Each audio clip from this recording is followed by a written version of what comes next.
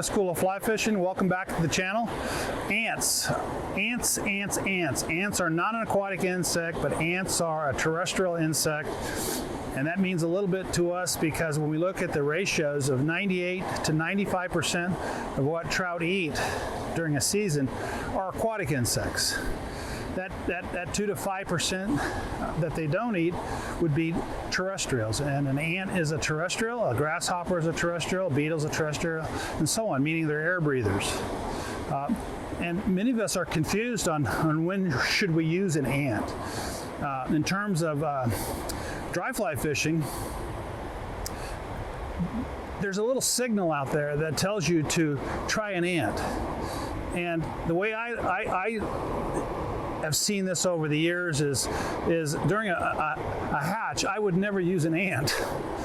Certainly any kind of aquatic insect hatch, a blue-winged olive, a caddis hatch, or whatever, I would not be using an ant. However, in between hatches, when there's no fish rising, now I can use an ant, but there's a certain signal on there, meaning that I can visibly see that there's no aquatic insects on the surface, but yet every once in a while I'll see a rise or a trout just came up for no particular reason and took something off the surface.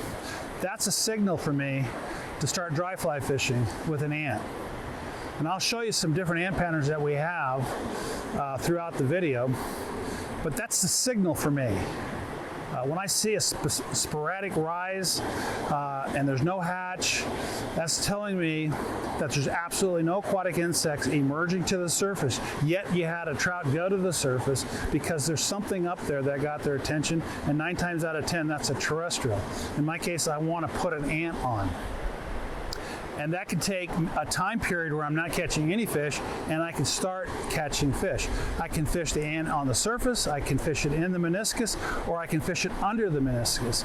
Either way, it's a really fun thing to do, and that's kind of the signal for you when you should use an ant. Also, we can actually nymph fish with ants. There's nothing wrong with tying on a nymph on your Euro rig or your drop shot rig and actually nymphing an ant. I know quite a few anglers that do it. Usually from spring all the way through summer and into fall, you're going to find ants out and about on the water. This is a desert river, and you'll find ants just all over the place.